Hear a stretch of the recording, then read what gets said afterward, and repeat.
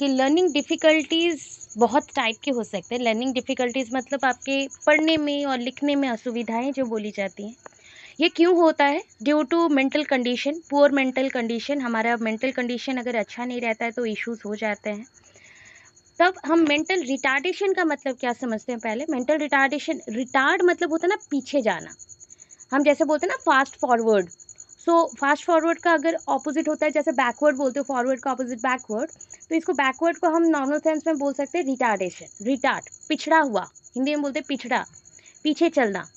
जो समय से पीछे चल रहा है तो हम बोलेंगे टाइम रिटार्डेड, टाइम रिटार्डेड। तो ये मेंटल रिटार्डेड है, मतलब उसका एज बढ़ रहा है, बच्चा का बॉडी स्ट्रक्चर बढ़ रहा है, सब चेंज हो रहा है, बट उसका मेंटल कंडीशन सही नहीं हो रहा है। तो ड्यू टू मेनी प्रॉब्लम्स ऐसे हो सकते हैं, ठीक है।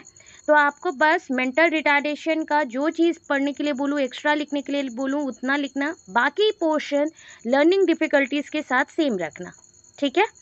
तो लर्निंग डिफ़िकल्टीज़ का इंट्रोडक्शन पहले देंगे हम। इंट्रोडक्शन के बाद मीनिंग लिखेंगे, क्योंकि मेंटल रिटार्डेशन को और न्यूरोलॉजिकल जो डिसऑर्डर्स होते हैं, नर्वस सिस्टम के प्रॉब्लम्स, उनको हम लर्निंग डिफ़िकल्टीज़ के अंडर ही काउंट करते हैं, क्योंकि इसके प्रॉब्लम से हमें पढ़ने, लिखने, चलने में और बोलने में बहुत दिक्कत आती है, स्पीचेस में प्रॉब्लम होते हैं, ठीक है। तो मीनिंग यहाँ पे रहेगा। फिर डेफिनेशन एक दिया जाएगा जो बच्चों को लर्निंग डिफ़िकल्टीज़ है। जब आप लर्निंग डिफ़िकल्टीज़ लिख रहे हो, सपोज़ उसको चेंज करना है तो आपके वर्ड के अकॉर्डिंग ओनली चेंज करना। लर्निंग डिफ़िकल्टीज़ वहाँ पे अभी के लिए नोट्स में जब लिख रहे हो स्लैश करके लिख देना, और mental retardation slash neurological disorder हो गया। हिस्टोरिकल रेट्रोस्पेक्ट में आपको क्या लिखा गया? इटायोलॉजी, मतलब ये जो टर्म है, ये जो नाम है लर्निंग डिफ़िकल्टीज, तो ये पहली बार कहाँ पे यूज़ हुआ था, किसने यूज़ किया था, ठीक है। फिर आप बिहेवियर लिखोगे, बच्चों का बिहेवियर कैसे चेंज होता है। तो मेंटल रिटार्डेड कंडीशन में भी बच्चों का बिहेवियर पे ही हम ज़्यादा फोकस करते हैं, न्यूरोलॉजिकल डिसऑर्डर में भी और लर्निंग डिफ़िकल्टीज़ में भी, ठीक है। कॉमन नेम है स्ट्रेस सिंड्रोम और डिसलेक्सिया, डिस्ग्राफिया, डिस्कैल्कुलिया, ठीक है। तो ब्रीफ दे दिया फर्स्ट पेज का। अब चलते हैं आगे हम धीरे धीरे। ओके, इंट्रो क्या है? Learning difficulties, LD shortcut is, हमने यहाँ पे शॉर्टकट में लिखा है एलडी। आपको दूसरा भी नोट्स लिखना है तो MR, mental retardation, neurological disorder, ND लिख देना एक साथ, ठीक है। इंट्रो में क्या है? Learning difficulties is the hidden invisible impairment. पता है, मतलब आपको पढ़ने में असुविधा है तो आप अगर नॉर्मल बातें कर रहे हैं, किसी को शेयर करें, क्या दूसरों को ये पता चलेगा कि आप में कोई इशू है? नो, क्योंकि बाकी जितने भी डिज़ाबिलिटीज़ थे, जैसे कि आपका फिजिकल डिज़ाबिलिटी, मतलब हम पैरों से अपंग है, दैट इज़ पैर काम नहीं कर रहा है, हाथ काम नहीं कर रहा है, या फिर मेरा लोअर पार्ट काम नहीं कर रहा है तो मैं चल नहीं पा रही हूँ, घूम नहीं पा रही हूँ, ऐसा पॉइंट था। तो इसमें इशू हो रहा था कि ये विजिबल है फ्रॉम दी आउटसाइड, ठीक है। और मुझे अगर हियरिंग इम्पैक्ट था तो मुझे, जैसे मैं बोल नहीं पाती हूँ या सुन भी नहीं पाती हूँ, ये भी दिख रहा था बाहर से। अगर मुझे देखने में प्रॉब्लम है तो ये भी बाहर से दिख रहा था। बट ये जो डिज़ाबिलिटी है, न्यूरोलॉजिकल डिज़ाबिलिटी और मेंटल रिटार्डेशन और लर्निंग डिफ़िकल्टीज़, ये जो डिज़ाबिलिटीज़ हैं और इम्पेयरमेंट है, ये हिडन है, छुपा हुआ रहता है अंदर ही। ये ऊपर से आप किसी को देख के भी पहचान नहीं सकते हो कि किसको ये प्रॉब्लम है, which cannot be identified until a child enters the formal schooling। कब तक आप पहचान नहीं सकते इन बच्चों को? जब तक वो बच्चा स्कूल, फॉर्मल स्कूलिंग में नहीं जाता, मतलब जहाँ पे उसका एजुकेशन स्टार्ट हो रहा है, जहाँ पे बच्चा पढ़ना स्टार्ट कर रहा है, बोलना स्टार्ट कर रहा है, वहाँ से ही उसको हेल्प मिलेगा। मतलब वहाँ से उसको हम आइडेंटिफाई कर सकते हैं, हाँ, कि बच्चे का पढ़ने में इशू है, बोलने में इशू है, कैलकुलेशन में इशू है, या फिर वो सही से समझ नहीं सकता है, या कुछ प्रॉब्लम हो रहा है, गलती से मिस आउट कर रहा है रीडिंग को, रीडिंग करते हुए एक एक लाइन को स्किप कर दे रहा है, तो दैट मीन्स उसमें कोई मेंटल इशू है या फिर न्यूरोलॉजिकल डिसऑर्डर है या लर्निंग डिफ़िकल्टीज है। This is because school focuses on the various things, ठीक है। They may be difficult for the child's reading, writing, mathematics, listening, speaking, reasoning, ठीक है। किस में डिफ़िकल्टीज आ सकते हैं ना? डिफ़िकल्टीज होता है जैसे रीडिंग में बच्चे को पढ़ने में असुविधा है, राइटिंग में लिखने को असुविधा है, मैथमेटिक्स, गणित कैलकुलेशन करने में असुविधा हो रहा है, और लिसनिंग बोलने में, सुनने में असुविधा है, स्पीकिंग बोलना, और रीजनिंग तर्क लगाना, कोई चीज़ को तर्क लगाना, रीजन आउट करना, प्रॉब्लम सॉल्विंग करने में इश्यूज हो रहे हैं, तो उसको हम LD बोलते हैं या ND बोलते हैं और MR बोलते हैं, मेंटल रिटार्डेशन और लर्निंग डिफ़िकल्टीज, और हम बोल सकते हैं न्यूरोलॉजिकल डिसऑर्डर। समझ आ गया होगा। इसको रिकॉर्ड भी करती हूँ आपके लिए, ताकि जो पहले मैंने पढ़ाया था वो दोनों अलग अलग करके पढ़ाया था, उसमें बच्चों को बहुत ज़्यादा इश्यूज हो गया कि मैम दोनों सेम टाइप का है बट हमें कन्फ्यूज़न हो रहा है, तो ये आपको एक साथ पढ़ाया जा रहा है। इसको मैं अपलोड कर दूँगी टाइम होते ही, तो उसको देख के एक बार अगर याद नहीं रहा, फिर देख के सुन के फिर लिखना, नोट्स बनाना, एक बार नोट्स बना लो, बेटर रहता है, ठीक है। चलो, तो क्या चेंज करेंगे, हमें पता चल गया LD वर्ड बस चेंज करना है हर बार। अभी देखो the term learning disabilities, normally ना पहले ना लर्निंग डिसेबिलिटी वर्ड नहीं आया था, लर्निंग एबिलिटी वर्ड आया था। पहले लर्निंग एबिलिटी वर्ड आया था, फिर आया डिसेबिलिटी। मतलब हम एबल है, able to do calculation, able to do reading, able to do writing, able to speak something और रीजन आउट समथिंग, सो ये हमें करने को आदत है, सो इसको हमने लर्निंग एबिलिटी बोला। जो नहीं कर सकते हैं डिसेबिलिटी बोला। The term learning ability first used by, तो यहाँ पे ना आर क्यों लगा, एबिलिटीज लिखा गया क्योंकि बहुत प्रकार के एबिलिटीज हैं। To do reading, to do writing, to do thinking, कुछ उनका प्रोसेस आया, इसलिए यहाँ पे आर लगा है, इज नहीं। First use by Samuel Kirk, Samuel Kirk, KIRK, Samuel Kirk in 1962. While dealing with the term, he said that a learning difficulty refers to a specific retardation, देखो यहाँ पे आ गया, retardation और disorder in one or more processes. उन्होंने जब learning ability के साथ काम किया, उस वर्ड को डिस्कवर किया, उसको एक्सप्लेन करवाया, ऐसा नहीं है कि एक वर्ड निकला मतलब उससे रिलेटेड कुछ मीनिंग, सिनोनिमस, एंटोनिमस कुछ नहीं आएगा।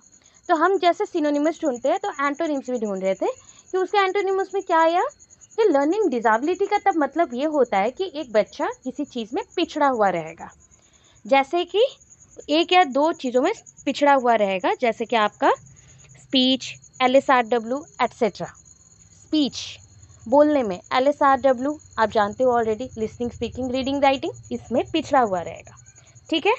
डेफिनेशन में आते हैं, यहाँ पे मैंने आपको 2 डेफिनेशन दिया है।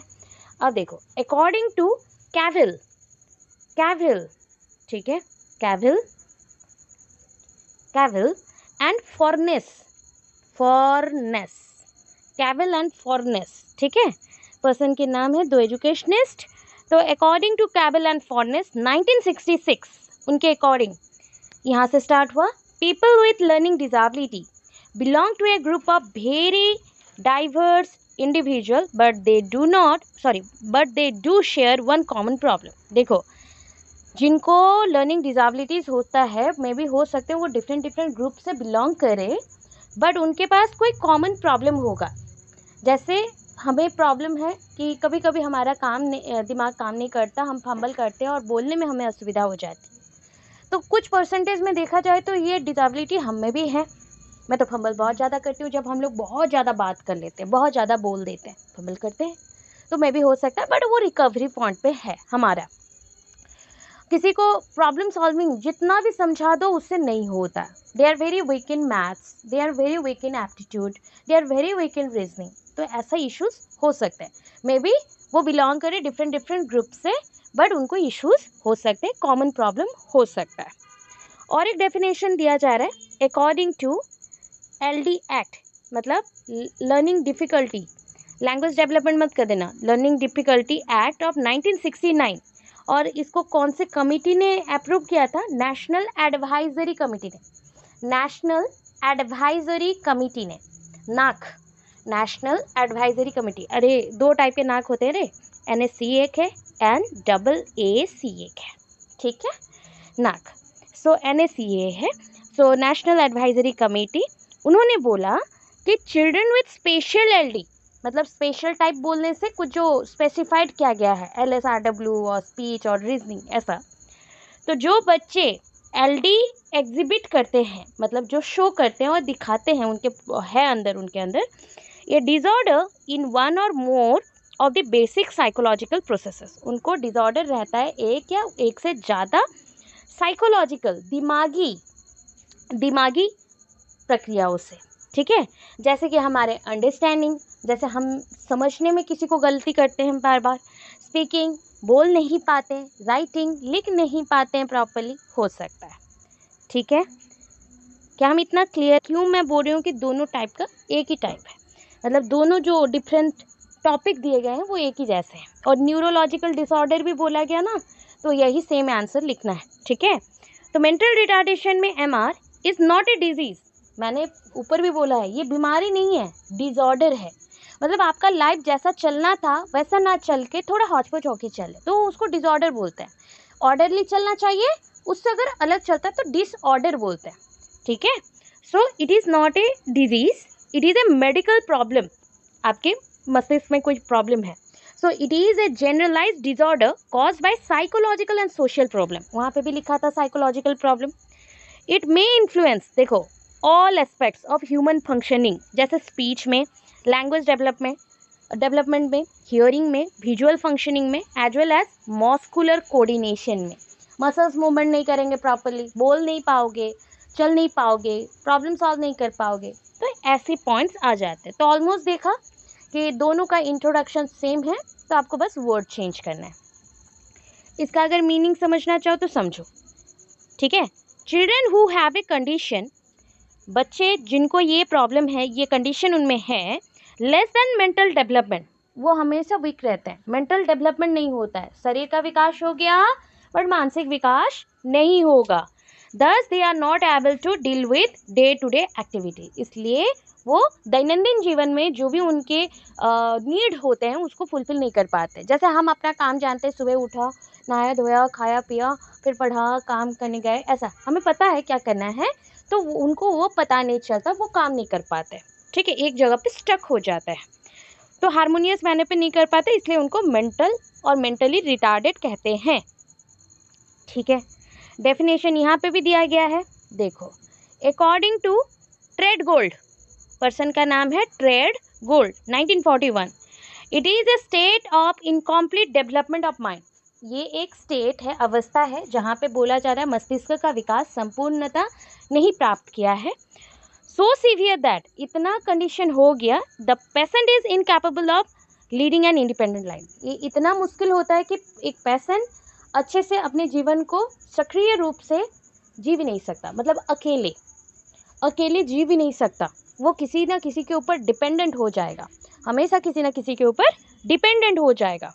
तो ये एक डेफिनेशन हुआ, और एक डेफिनेशन देती हूँ, अकॉर्डिंग टू पेज, आप पेग बोल सकते हो, पेज भी बोल सकते हो, that is PAGE 1976, mental retardation is a condition of सब नॉर्मल मेंटल डेवलपमेंट, मतलब आधा अधूरा मेंटल डेवलपमेंट हुआ है, प्रेजेंट फ्रॉम बर्थ और अर्ली चाइल्डहुड।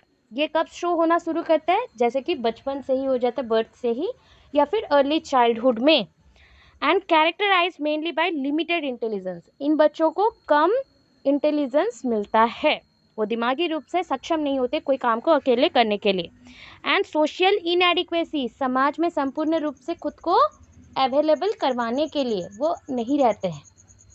समझ आ गया होगा? तो ऑलमोस्ट आपको मैंने बोल दिया कि ये दोनों सेम टाइप का है। तो यहाँ पे इसके बाद से जो पॉइंट्स हैं, जैसे कि देखो, ब्रेन डैमेज चाइल्ड, तो ये आप लर्निंग डिफ़िकल्टीज़ में भी दे सकते हो, मेंटल रिटार्डेशन में भी दे सकते हो, ठीक है। दोनों आपको मिक्स करके मैं पढ़ाऊँगी। आपको डेफिनेशन दिखवा दिया कि ऑलमोस्ट सेम है दोनों का डेफिनेशन, उसमें बस इतना ही चेंजेस आते हैं कि उसमें लर्निंग डिफ़िकल्टीज़ बोला गया ना, तो पढ़ने में ही असुविधा होती है। यहाँ पे हमारे पढ़ने, लिखने, बोलने, चलने सब में, क्योंकि हमारा दिमाग ही काम नहीं करता है, बस इतना, ठीक है। 99% सेम है, 0.1% के लिए ये अलग आता है। तो हम बोलते हैं ना, एक लास्ट मोमेंट रहता है, तो एक लास्ट मोमेंट में बच्चा जब कुछ नहीं कर पाता, तो आप एक ही नोट्स को पढ़ के जाओ, जो दोनों में आप लगा सकते हो, और बस आप जब आप नोट्स प्रिपेयर कर रहे हो तो स्लैश करके लिखते जाओ, learning difficulties slash mental retardation. थोड़ा बहुत जो चेंजेस बोला, अगर नोट करके रखना चाहते हो वो चेंजेस दैट्स इट, 7 पेज का नोट रहेगा, आप लिख सकते हो। बाकी तो एजुकेशनल प्रोविजन से role of a teacher, role of a school, community, role of parents and जो भी मटेरियल है प्रोविजंस है वो तो सेम ही रहेगा सबके लिए। बीच में आपको अप टू आइडेंटिफिकेशन तक टाइप्स तक सेम रखना है, नहीं है, बस इतना ही। चलो ठीक है, हम अभी पढ़ने वाले हैं हिस्टोरिकल रेट्रोस्पेक्ट। हिस्टोरिकल रेट्रोस्पेक्ट क्या है? द ओरिजिन ऑफ एलडी, ये जो ओरिजिन हुआ एलडी का, मतलब एलडी मतलब होता है लर्निंग डिफिकल्टीज का, of children can be traced back to the concept of brain damage. ये हम बोल सकते हैं कि ब्रेन डैमेज वर्ड आया है ना, तो brain damage word mental retardation के भी साथ चल जाएगा, तो ये आप कंटिन्यू रखेंगे ऐसे। तो ये जो ओरिजिन हुआ, मतलब ये जो नाम उद्भावन हुआ लर्निंग डिफ़िकल्टीज, ये कहाँ से हुआ ना? ये ब्रेन डैमेज चाइल्ड जो हैं उस कंसेप्ट से आया। किसने दिया? फॉर्मुलेटेड बाय अल्फ्रेड ए स्ट्राउस। नाम क्या बोल रहा है? अल्फ्रेड ए स्ट्राउस, STRAUSS, स्ट्राउस, ठीक है, Alfred A Strauss and henge Werner, henge Werner,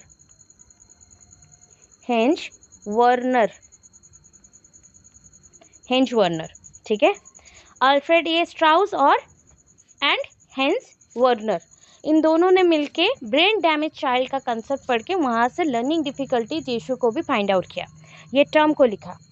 the behaviour characteristics of brain damage child known as, जो ब्रेन डैमेज चाइल्ड होते हैं जिनका मस्तिष्क काम नहीं करता प्रॉपरली, उनके बिहेवियर कैरेक्टरिस्टिक्स को हमने जब देखा तो उसको बोलते हैं स्ट्रेस, मतलब आप बोल सकते हो स्ट्रेस रिलेटेड होते हैं।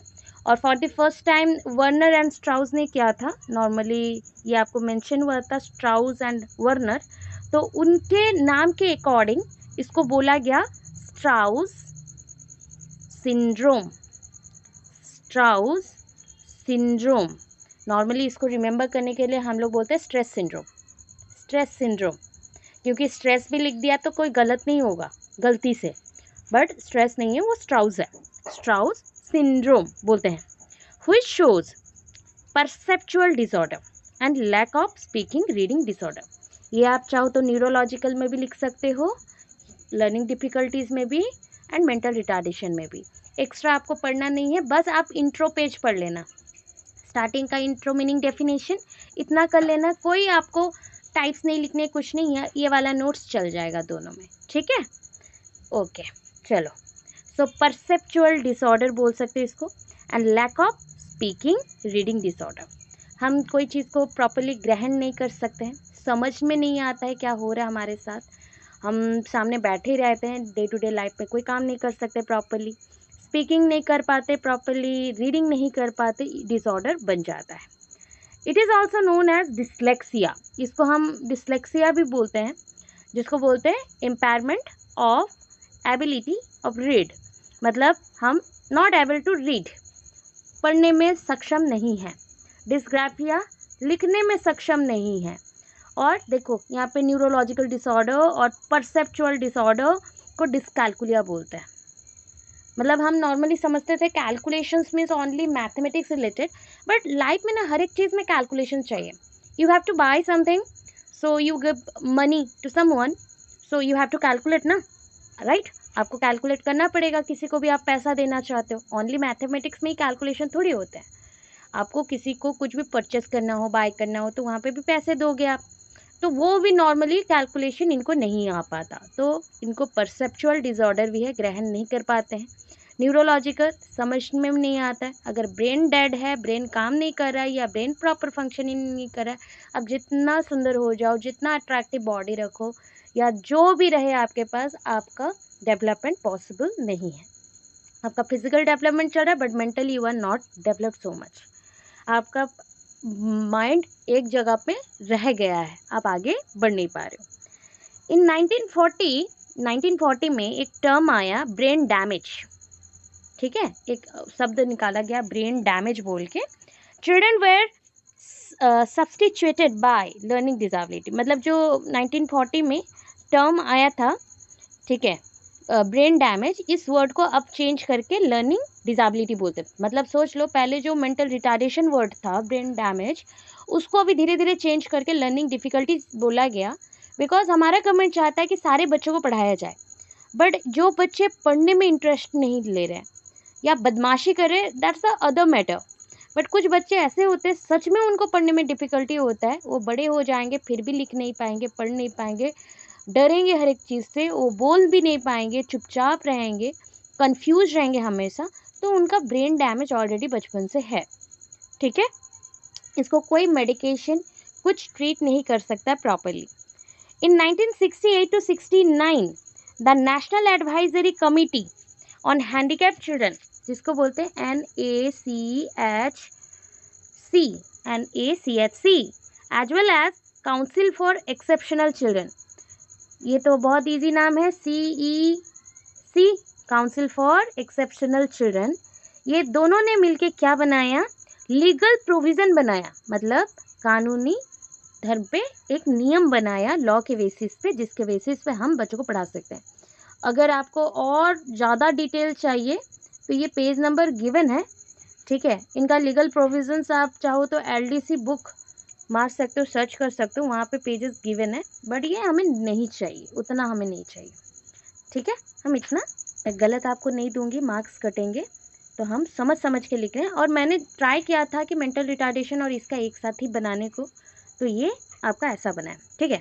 The above provision is exhaustive and emphasized in 3 points, मतलब अगर प्रोविजंस को हम एक्सप्लेन करना चाहिए, फोकस करें तो 3 पॉइंट पे हम करें। एक होता था प्रिंसिपल ऑफ डिस्पैरिटी, हमें भेदभाव दिखाना है तो उसके लिए क्या सिद्धांत है। फिर आता है basic disorder of learning processes, बहुत सारे डिसऑर्डर हो सकते हैं। मेंटल रिटार्डेड है बच्चे का तो वो मेंटली वीक हो सकता है, लर्निंग डिफ़िकल्टीज हो सकता है, बॉडीली इश्यूज हो सकता है, मोटरिक प्रॉब्लम हो सकता है, मोटरिक मतलब मसल्स के या मूवमेंट के, टच प्रॉब्लम्स हो सकते हैं, टेक्टाइल, उसको ठंडा गर्म नहीं समझ आता हो, ऐसे प्रॉब्लम्स होते हैं। वो बहुत ज़्यादा डिस्टर्ब्ड माइंड में रहता हो, कंफ्यूज रहता हो, वोकल, उसको क्या बोलना है उसे नहीं पता, कौन सा साउंड कब क्रिएट करना है, कभी रो रहा है तो कभी हंस पड़ता है खुद से, मतलब ऑलमोस्ट हम अपने हिंदी में या फिर उड़िया में बोल देते पागल, इन लोगों को हम पागल बोलते हैं, ठीक है। They are not mental actually, they are mentally retarded due to various type of issues, just like mother जब कंसीव कर चुके हैं, प्रेग्नेंट है, तब उनको बहुत ज़ोर से किसी ने मारा पीटा और ऑलवेज वो टॉर्चर्ड वाला फील करते हैं, साइकोलॉजिकली डिस्टर्ब रहती हैं, और बहुत ज़्यादा ड्रिंक, अल्कोहल और न्यूट्रिशंस वाले फूड नहीं खाना, ये सब इश्यूज हो सकते हैं। या फादर के जो प्रॉपर डेवलपमेंट है हार्मोन्स का वो नहीं हो पाया, फादर में भी कमी हो सकती है, मदर में भी हो सकती है, एनी ऑफ द पेरेंट, कुछ भी इश्यूज होते हैं तो ऐसे प्रॉब्लम हो सकते हैं।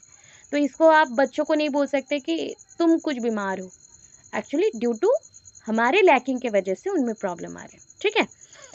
फिर आया क्या, that is exclusion of certain groups from LD। देखो LD से भी कुछ अलग ग्रुप्स भी हैं, ठीक है, जिसको हम मेंटल रिटार्डेशन, देखो because their mental retardation not included in LD group. Sometimes क्या होता है कि मेंटल रिटार्डेड बहुत ज़्यादा बढ़ गया, बहुत ज़्यादा है, तो उनको हम LD ग्रुप में नहीं रख सकते, ठीक है। If the children perform poorly, मतलब हमेशा पुअर रहना, LD वाले क्या है, उनको अगर ट्रीट किया जाए तो वो ठीक हो सकते हैं, बट मेंटल रिटार्डेड वाले क्या है, उनको जितना भी आप ट्रीट करो करेक्ट नहीं होगा, ठीक है। अगर ऐसा रहा कंडीशन, बहुत सीवियर वाला मेंटल रिटार्डेशन है, तो हम उसे LD ग्रुप से हटा देंगे, मतलब लर्निंग डिफिकल्टीज ग्रुप से हटा देंगे। ये जो प्रिंसिपल ऑफ डिस्पैरिटी था क्या है ना, LD children, learning difficulty children don't know the difference between the capacity of doing and what he और शी एक्चुअली डज। समझ में आया? इन बच्चों को पता नहीं रहता है कि उनका कैपेसिटी क्या है, वो कितना तक कर सकते हैं, और अब वो क्या कर रहे हैं, वो ऑटोमेटिक चलता है ना। हम भी कभी कभी मेंटली बहुत ही ज़्यादा पुअर बिहेवियर शो करते हैं, कभी बहुत ज़्यादा रोते हैं, कभी बहुत ज़्यादा हंसते हैं, बहुत ज़्यादा स्ट्रेस फील करते हैं, तो कभी बहुत ज़्यादा बोलते हैं, तो ये सब भी एक टाइप का कंडीशंस हैं, बट वो फ्रिक्वेंटली रिकवर्ड होता है। समझ आया? तो ये हमारा सारे पॉइंट्स हो गए। कैरेक्टरिस्टिक्स, मैंने बहुत सारे कैरेक्टरिस्टिक्स दिए, यहाँ पे 5 हैं, और इधर टोटल मिला के 17 पॉइंट्स दिए हैं। Out of that you have to write only 10 points. आपको 10 लिखने हैं, ठीक है। देखो, they show poor coordination of motor abilities. जिनको लर्निंग डिफ़िकल्टीज़ और मेंटल रिटार्डेशन और न्यूरोलॉजिकल डिसऑर्डर रहते हैं, उनको चलने फिरने में भी दिक्कत आ सकती हैं, बिकॉज पूरा बॉडी का कंट्रोल किसके पास है? ब्रेन के पास है। अगर ब्रेन सही से नहीं चल रहा तो कोऑर्डिनेशन नहीं होगा और मूवमेंट नहीं करेंगे। कभी हमें बोला जाए कि वहाँ मत जाना, हम पागल जैसा वहाँ पे चले जाते हैं, वैसा कंडीशन। फिर आता है सिम्स डल, ऑलवेज डल रहते हैं, चुपचाप स्लो रहते हैं, किसी को रेस्पॉन्ड नहीं देते हैं, कोई कुछ पूछे हाँ सुनेंगे नहीं, और बहुत ही एब्सेंट माइंड में रहेंगे, ऐसा। व्हाइल रीडिंग, जब पढ़ते हैं, मिसेस आउट लाइन्स, 1-2 लाइन भूल जाते हैं। रीड्स दैम ट्वाइस, कभी कभी 2 लाइन को रिपीट करते रहते हैं, 1 लाइन को ही 2 बार पढ़ लेते हैं, या एक ही लाइन को रिपीट करते जाएंगे, ऐसा ऐसा ऐसा ऐसा बोलते जाएंगे। Can not correctly recall oral instruction, आप उनको कुछ भी बोल दो, उनको याद नहीं रहता है। ओरली इंस्ट्रक्ट कर दिया, कोई चीज़ बोल दिया, काम कैसे करने हैं, वो तब हाँ हाँ मारा, फिर भूल जाएगा, विद इन 1 मिनट भूल गया।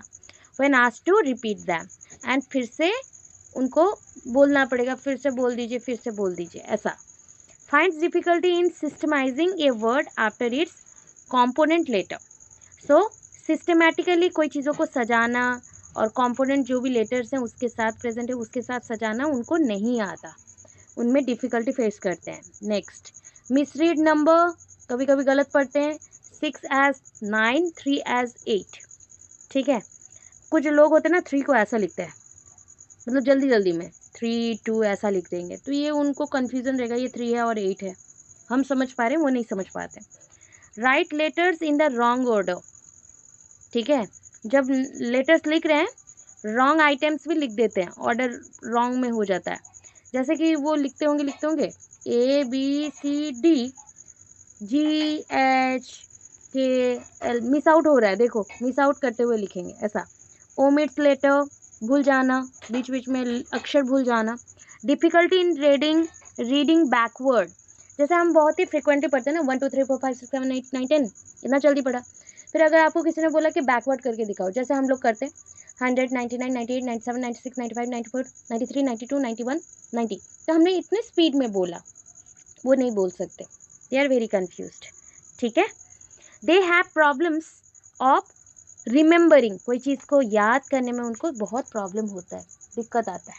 फिर next, they are poor in mathematics, mathematic calculation में गलती होती है। They show high rate of purposeless activity, कोई मतलब नहीं है, वो काम करते रहेंगे करते रहेंगे करते रहेंगे, तो उनका टाइम वैसे ही, मतलब कोई उम्मीद नहीं रखना चाहिए उन बच्चों से। They show lack of judgement, और जजमेंट नहीं दे सकते सोसाइटी में कोई भी सिचुएशन में। Their behaviour may be termed inattentive और हाइपर एक्टिव इम्पल्सिव, कभी कभी ना बहुत ज़्यादा गुस्सा हो जाता है, हाइपर इम्पल्सिव, आपको मारने पीटने में आ जाएंगे, जस्ट लाइक पागल बोलते हो ना, वो ही। हम लोग पागल क्यों बोलते हैं? Because they are not normal condition, they behave like abnormal, sometime they are very slow और sometime they are very aggressive, तो वो बहुत गुस्सा रहते हैं, कभी कभी बहुत ज़्यादा एनर्जेटिक बन जाते हैं, मारूंगा पीटूंगा मैं नाचूंगा, वो अपने मन में। इरेटिक रहते हैं, मतलब गलतियाँ बहुत करते हैं। डिस्ट्रैक्टेबल भी बहुत है, मतलब वो कुछ करते होंगे, सडनली कहीं पे साउंड हुआ, वो चीज़ जो कर रहे थे भूल जाएंगे। जस्ट लाइक आप लोगों के माइंड में अभी आता होगा कि गजनी, तो Ghajini is a normal person and short term memory रखता था, ऐसा नहीं है कि he is not able to understand और he is not able to recall anything, only he needs, जैसे कि कोई पिक्चर चाहिए रिकॉल करने के लिए, तो हम गजनी बोलते हैं, शॉर्ट टर्म मेमोरी है उसका, ये शॉर्ट टर्म मेमोरी नहीं बोल रहा है। They are not able to read properly, they are not able to give any type of decision, they are not able to speak, they are not able to coordinate their activities, not able to move also, तो इनको अलग problem है। their oral language is more weaker than their written language, मतलब ना वो लिखने में, कुछ बच्चे होते हैं देखना कभी कभी फास्ट होते हैं, बोलने में नहीं होते, बट मैं अपना कंडीशन बोलूँ तो मैं लिखने में बोलने से ज़्यादा लिखने में वीक हूँ, बोल तो लूँगी बहुत फास्ट हो, बट लिखने में हमारा वीक, ये नॉर्मल कंडीशन होता है सारे लोगों का, और बहुत सारे ऐसे इश्यूज़ हैं जब आपका बोला जाता है कि mentally you are not stable and अगर आप प्रॉपर कंडीशन में हैं तो आप चाहो तो कोई भी, अगर सपोज़ आपका हैंड राइटिंग ख़राब है या फिर कोई एक्टिविटी आपसे ख़राब हो रहा है बार बार, अगर आप नॉर्मल कंडीशन में हैं तो उसको कोशिश आप करके सही कर सकते हैं। बट ये जो बच्चे हैं ये कोशिश ही नहीं करेंगे सही करने के लिए, ठीक है। Their oral is more weaker than their written language, they are very poor in defining words, clarifying concept. वो कोई भी वर्ड्स अच्छे से नहीं बोल सकते, क्लैरिफाई नहीं कर सकते, उनको लिंग्विस्टिक बोलने में बहुत ही ज़्यादा प्रॉब्लम्स होता है। अभी जो वहाँ पे लिखा था ना टाइप्स ऑफ एलडी, जब लिख रहे हो तो यहाँ पे टाइप्स ऑफ एलडी की जगह एमडी लिखो, एनडी लिखो, अपना अपना एमआर लिखो, अलग अलग लिखना। सो जनरल एलडी की जगह पे जनरल एमआर लिखो, स्पेसिफिक के लिखे स्पेसिफिक एमआर लिखो, ऐसा सिर्फ वर्ड चेंज करना, बिकॉज हेडिंग में ही हमारा ज़्यादा फोकस रहता है। जनरल एलडी क्या होता है, जैसे इनको ना एक से ज़्यादा इश्यूज हो सकते हैं, अर्ली स्टेज में इनको कुछ प्रॉब्लम नहीं था, पर धीरे धीरे इनको ना बहुत सारे एकेडमिक इश्यूज आने लगे, मोटर इश्यूज आने लगे। स्पेसिफिक में क्या है, जैसे रीडिंग में मतलब रीडिंग में ही इशू है, कैलकुलेशन में मतलब कैलकुलेशन में इशू है, राइटिंग में मतलब राइटिंग में इशू है। तो इनकैपेबिलिटी, इन कंपैटिबिलिटी बोल सकते हो या कैपेबिलिटी बोल सकते हो, reading, incapability in writing, incapability in calculation, ऐसा आपको गिवन है। तो इनकॉम्पेबिलिटी बोल सकते हो, कॉम्पैटिबिलिटी नहीं, कॉम्पेबिलिटी बोल दिया, sorry sorry sorry, compatibility of calculation, इनकॉम्पैटिबिलिटी of writing, इनकॉम्पैटिबिलिटी of reading. अभी इनका टेस्टिंग आएगा, टेस्टिंग के लिए मैं आपको दूंगी, क्या हम ओके। सो अब देखो आपको मैं दे रही हूँ टेस्ट, इसका टेस्ट क्या है, testing of LD. So according to एक किताब है उसके हिसाब से ये लिखा गया है, जो किताब का नाम मैं बोल रही हूँ, प्रसाद एंड श्रीवास्तव, उन्होंने अपने बुक में ये सब मेंशन किया है, ये दो एजुकेशनिस्ट हैं। स्क्रीनिंग स्टेप क्या होता है, मतलब इन बच्चों को छांटोगे कैसे, जानेंगे कैसे कि ये बच्चे लर्निंग डिफिकल्टीज और मेंटल रिटार्डेड हैं और न्यूरोलॉजिकल डिसऑर्डर्स से गुजर रहे हैं। तो उनको जानने के लिए कुछ स्टेप्स दिए गए हैं, वो स्टेप्स को फॉलो करके आप आउट करोगे, स्क्रीनिंग करोगे नॉर्मल बच्चों से, क्योंकि ये ऊपर से डिसेबल्ड हैं बोल के पता नहीं चलता, बार बार बोल रही हूँ, ठीक है। First, observe the children physical, CAP याद है ना, cognitive affective psychomotor and communicative behaviour. बच्चों का शारीरिक जो एक्टिविटी है, जो प्रतिक्रियाएं हैं वो देखो, उनका दिमागी मतलब उनका कॉग्निटिव अफेक्टिव साइकोमोटर वो देखो, कम्युनिकेटिव बोलचाल कैसा है वो देखो, क्या वो एक बार एक वर्ड बोल के फिर साइलेंट हो जाते हैं, या फिर बहुत ज़्यादा एक्सेसिव बोलते हैं, या फिर बहुत स्लो बोलते हैं, नॉर्मल है कि नहीं देखना है ना, तो छांटना पड़ेगा। फिर to match the expected performance, अगर हमें बच्चों को छांटना है उनका कुछ बिहेवियर को नोट डाउन करना पड़ेगा। तो there is another standardize test, एक स्टैंडर्ड वाला टेस्ट है जो स्कूल में या घर पे भी हम बच्चों से करवा सकते हैं और कर सकते हैं, जैसे कि EP is greater than AP, ठीक है, ये स्क्रीनिंग करने के लिए है। बोलो क्या है मैम ईपी एंड एपी, अरे बता रहे हैं, रुको, ईपी एंड एपी क्या है, सुनो। ईपी क्या होता है, नॉर्मली हम अगर एपी बोलते हैं तो ये आपका इफेक्टिव एंड साइकोमोटर होता है, और हम बोल सकते हैं एक्चुअल परफॉर्मेंस, जहाँ पे इफेक्टिव साइकोमोटर से पता चलता है, और ईपी होता है आपका नॉर्मली एक्सपेक्टेड परफॉर्मेंस। हमारा एक्सपेक्टेड परफॉर्मेंस, हमने उम्मीद रखा कि बच्चों का बिहेवियर ऐसा रहेगा और उनका रियलिटी में क्या परफॉर्मेंस है।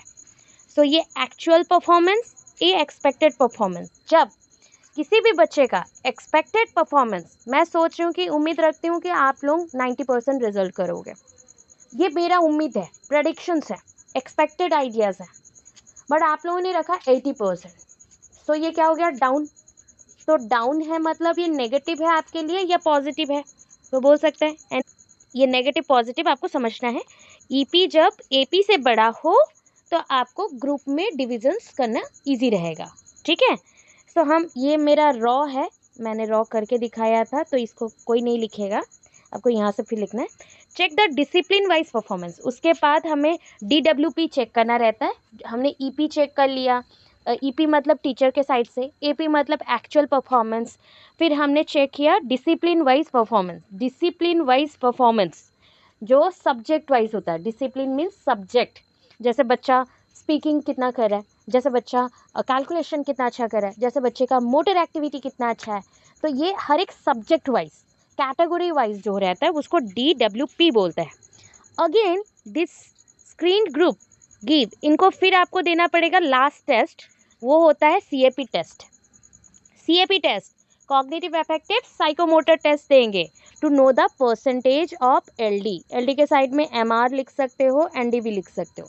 तो ये आपका टोटल प्रसाद एंड श्रीवास्तव के अकॉर्डिंग आपका स्टैंडर्डाइज टेस्ट है जो बच्चों के लिए रखा जाता है जब हम स्क्रीनिंग आउट करना चाहते हैं। जैसे कि होता है ना मेडिकल चेकअप, मेडिकल टेस्ट, तो ये सब किया जाता है कि एक बच्चे का पहले आप प्रेडिक्ट करोगे कि मैं उम्मीद रखती हूँ कि ये इतना परसेंटेज तक ठीक है, तो वो मेरा एक्सपेक्टेड परफॉर्मेंस है, वो क्या शो करा है, मतलब एक्चुअल परफॉर्मेंस है।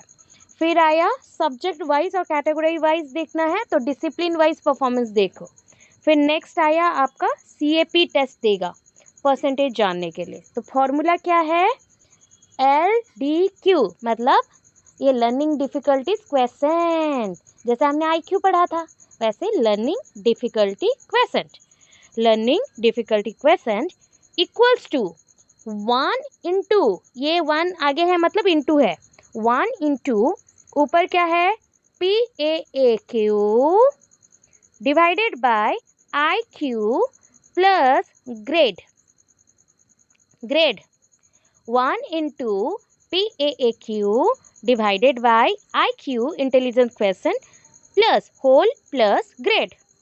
ठीक है, सो PAAQ क्या है पता है, percentage, P for percentage of academic achievement question. बहुत डर लग रहा था ना ये PAAQ बोल दिया तो ये चीज़ डरने का नहीं है, बहुत बड़ा नहीं है। Percentage, P for percentage, A for academic, A for achievement, Q for question.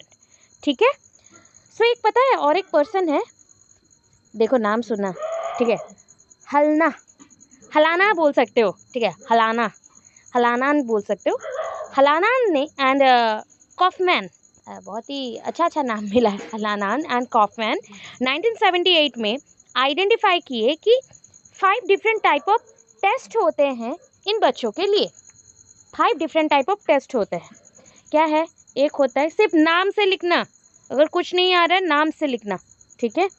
Norm reference test, याद है, रेटिंग स्केल, सिर्फ नाम ही लिखा गया है, rating scale, diagnostic reading scale, reading test, Gray oral reading test, नाम ही लिखा गया है। हम कंपेयर करना चाहते हैं कि बच्चों को एक रेटिंग दिया जा रहा है, क्या बच्चे वहाँ पे काबिल हैं कि नहीं है। प्रोसेस टेस्ट, बच्चा कितना एबल है कोई काम को सीखने के लिए, मास्टर्ड होने के लिए।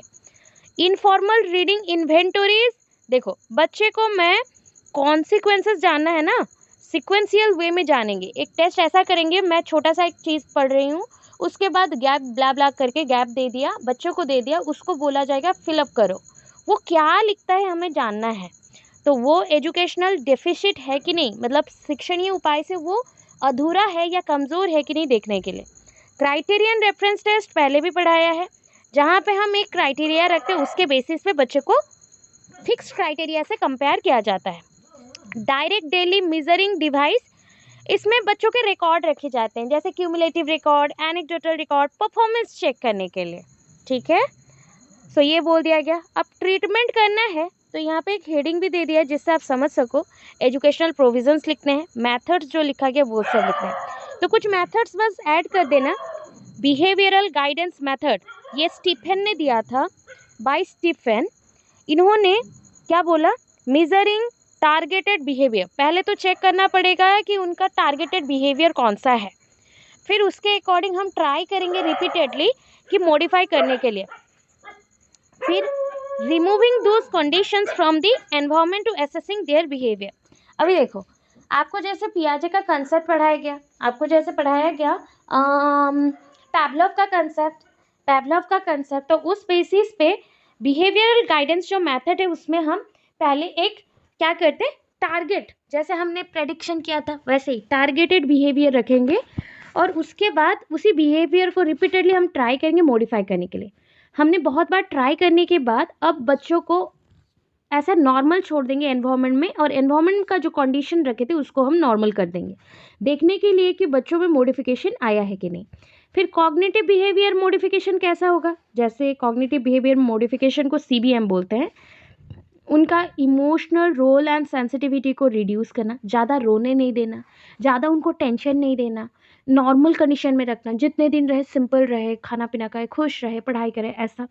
एम्फेसाइजिंग ऑन स्टडी स्टाइल, इन बच्चों में भी होता है कि कुछ बच्चे पढ़ना चाहते हैं तो डिफेक्टिव स्टडी स्टाइल को छोड़ के डिफरेंट टाइप ऑफ मेथड्स में ध्यान देना, लिस्ट आउट करना कि पहले क्या करना है इनके लिए, उन डिफेक्ट्स को कैसे रिमूव करे क्लासेस से और उसके बाद पढ़ाना। Emphasizing on process rather than product, हमारा आज का टीचिंग क्या है पता है, प्रक्रिया में ध्यान नहीं देंगे, प्रोडक्ट उत्पाद कितना होता है बस उतना सोचेंगे, कितने बच्चों को पढ़ा दिया बट कितने बच्चों को नॉलेजेबल बनाया वो सोचो। तो हम प्रोसेस पे ध्यान देंगे ना कि प्रोडक्ट उत्पाद पे, ठीक है। Emphasising on goal directed behaviour, हमारा गोल है इनमें से जितने बच्चे पढ़ना चाहे सारे बच्चों को हम पढ़ाएंगे, आगे बढ़ाएंगे, सक्षम बनाएंगे, जैसे इनको कोई कमज़ोर ना बोले। तो उनको उनके मूड के हिसाब से पढ़ाना, खुद को कंट्रोल करके उनके सामने प्रेजेंट करना बहुत इंपॉर्टेंट है। एडेप्टिव टीचिंग मेथड मतलब उनके हिसाब से resource teacher and general teacher मिलके पढ़ाएंगे। जैसे रीडिंग इश्यूज़ है तो उनके लिए क्या करना है, राइटिंग के लिए क्या करना है, मैथमेटिक्स के लिए क्या करना है, इतना दिया गया है। जैसे रीडिंग के लिए हम एनालिटिकल अप्रोच का यूज़ करते हैं यहाँ पे इम्प्रूवमेंट के लिए, जैसे कि बच्चों को जैसे सेम वर्ड्स है ना उसको एक साथ प्रोनाउंस करना सिखाएंगे। थीमेटिक थीम बेस्ड प्रोसेस से बच्चों को पढ़ाएंगे, जैसे बर्ड्स, ट्री, सीजन ऐसा लेके पढ़ाएंगे, इंटरेस्टिंग बना के। बच्चों को रीडिंग इम्प्रूवमेंट करने के लिए क्वेश्चन पूछेंगे छोटे छोटे करके, जैसे वो धीरे धीरे से अंदर से भी क्वेश्चन का आंसर दे सके। राइटिंग में भी सेम होगा, उनका राइटिंग को मॉनिटर करना, इनकरेज करना कि तुम अच्छे से लिखो। Computer and word processing tools को यूज़ करना बच्चों को कलरफुल चीज़ें दिखाने के लिए। Student should be train to cram words, बच्चों को यहाँ पे सिखाना पड़ेगा। इन बच्चों के लिए एक्चुअली क्रैमिंग रोट लर्निंग जैसा चीज़ बनता है, जहाँ पे उनको रट्टा मारना पड़ता है। जैसे कि ना एक प्रोनाउंसिएशन देखो, ग्रुप ऑफ वर्ड्स है ना, रिलैक्टेंट, तो वो उनको सिखाना पड़ेगा, रिलैक्टेंट, रिलैक्टेंट, तो ऐसा बोल के उनको पढ़ाना पड़ेगा। मैथमेटिकल ऑपरेशन क्या है, जैसे उनको मैथमेटिक्स में बहुत इश्यूज़ है, हमें तो नॉर्मल बच्चों को इश्यूज़ कितने रहते हैं, तो उनको क्यूज़ देना, प्रॉम्प्ट्स देना, पीछे से थोड़ा सा हाँ हाँ हो रहा है, बोलो बोलो बोलो ऐसा बोलना ताकि वो बोल सके। They should be taught mathematical sums in steps, बच्चों को स्टेप्स में मैथमेटिक्स सिखाना चाहिए, ठीक है। They should be provided with multiple opportunities, इनको जितना अपॉर्चुनिटीज़ देंगे मे बी सक्सेस उतना मिलेगा, तो इसलिए। और आपको रेमेडियल प्रोग्राम्स का नाम नहीं लिखना है, बाकी यहाँ से याद रखना educational provisions, role of a teacher, role of a family, जो भी दिया गया रिसोर्स टीचर वो एक का लिखा था, सब में लिखना है, सेम रहेगा। इसी के ऊपर और एक लॉन्ग क्वेश्चन भी है सबके ऊपर, तो अगर आप लोग कंप्लीट कर ले लिखना, उसके बाद मैं उसको आपको कल ही दिखा दूँगी ताकि आप लोगों को ईजी रहे, ठीक है। सो ये पॉइंट है। सो इसके साथ मेंटल रिटार्डेशन में और आपको नहीं जाना है, क्योंकि यहाँ पे बहुत और भी उसी टाइप का मिलेगा IQ के बेस्ट, तो आपको और नहीं करना है, उतना इनफ है, ठीक है। इतना आपको और ज़्यादा परेशानी हो जाएगा। स्लो लर्नर, IQ कम है तो क्या करोगे, IQ ज़्यादा है तो क्या करोगे, उनके लिए अलग अलग सा मेथड नहीं लिखना है, एक लिखो आराम से हो जाएगा।